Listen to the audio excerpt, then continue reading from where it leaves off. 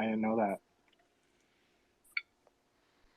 Yeah, I'd seen something on that as well, that they take out toxicity out of the earth. I see Sentinel put his hand up, or her hand up.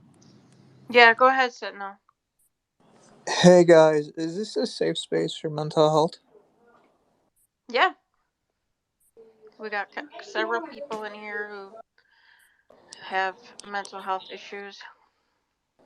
I mean, it's just, as of recent, it's just been a bit difficult because, um, it's life is just, taking unexpected turns. I just don't know where I'm going in this journey.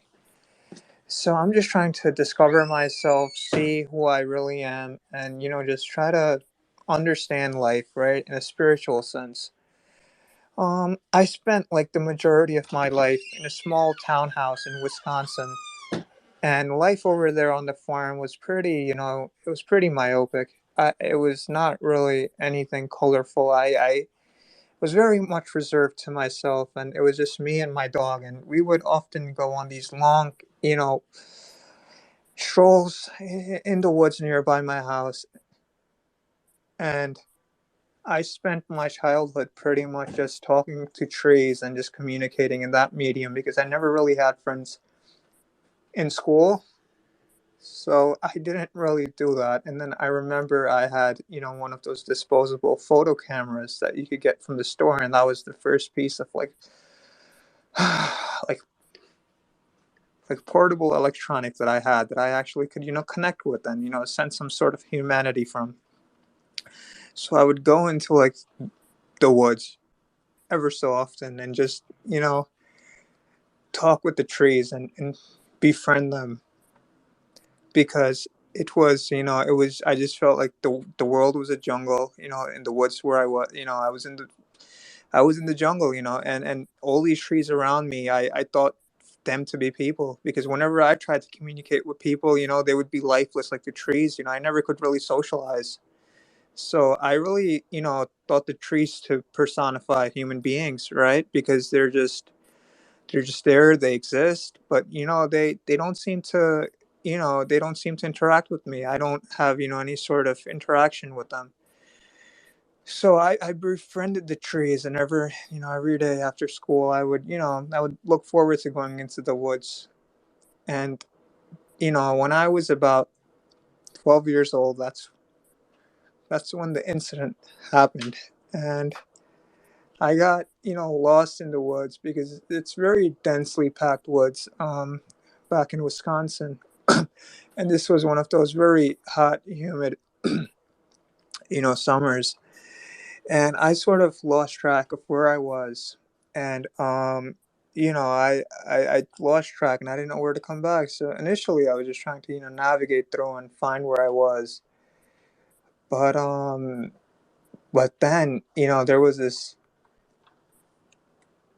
I saw like this figure of a person, and I was very frightened at first because I was young. I didn't know who it was, but he was relatively my size, a little bit shorter than me. So I didn't know how to get out of the woods. So I simply approached him. I tried to approach him and see who it was, and I realized that it was this. I don't know how to describe. uh, It's because I try to remember it and try to dig and try to find some clarity every time, but I just can't. I could best describe him as a midget, and I went up to him, and I remember I thought as I approached him, I saw his height was shorter than me, so I thought that perhaps it was a kid, and I was startled to see why there would be another kid this deep into the woods as I was, and. As I approached him from the back, I saw that his dressing was a bit off. So I patted him on the back. And, I was like, hey, just pat him on the back. And I could just see his, brown brusque hair. And, I patted him on the back again. And, he wouldn't turn around. So I walked around him to his front. And that's when I saw his face. And it was perhaps the most demonic thing I have ever seen yet in life. And I try to mimic this. And it was, an unerasable sort of vision that sort of just stay in my mind that I just can't get away from. This man he had no eyebrows, he had no facial hair, and he had no mouth, and that's what was so distinguishing to me about him. And when I saw him, I simply ran through the forest.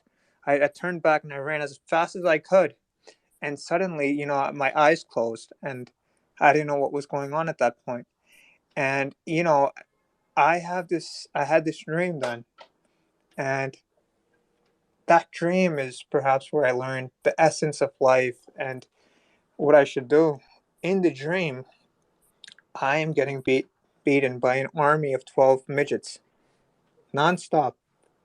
And it was very similar to how I was beaten in school by the bullies.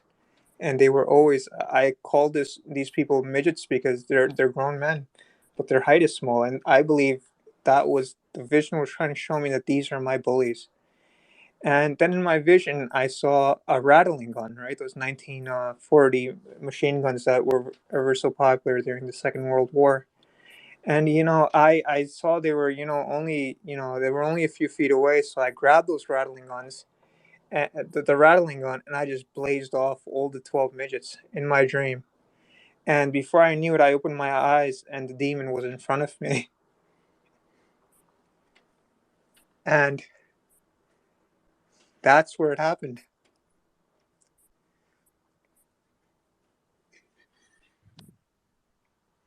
He he had a chainsaw, and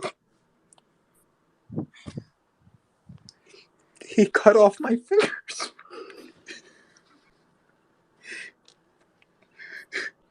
I need a minute. He cut off my fingers, each and every one of them. I now.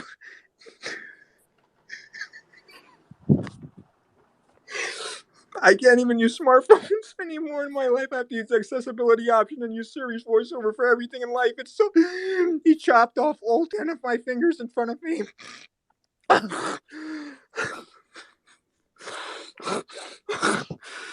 just remember the pain and the face and the face and the pain. Every single day I have nightmares about the face. And now I'm realizing, and I'm turning 48 and a half next month, and I see what's happening to me. I see what's happening. I'm turning into the demon. I was the demon. It was always me. It was always me. I was the demon. And now,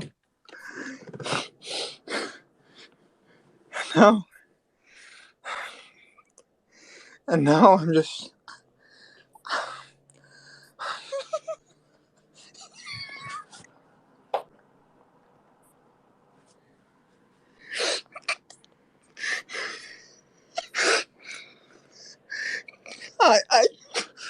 I am the demon.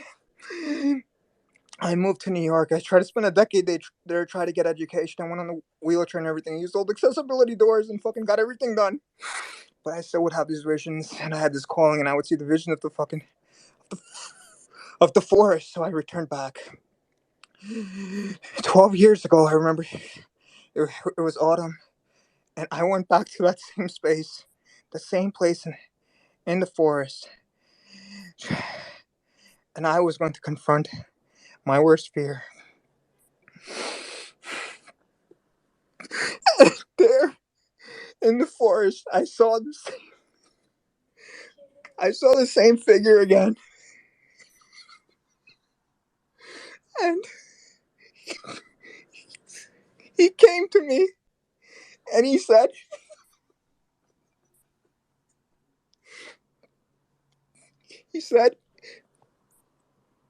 "You nigger."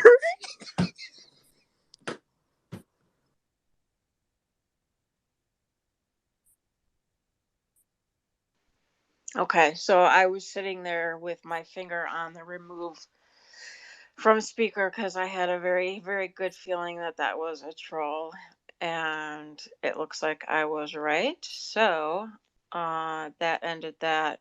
He's still in the space, but he's not on the speaker panel anymore. So I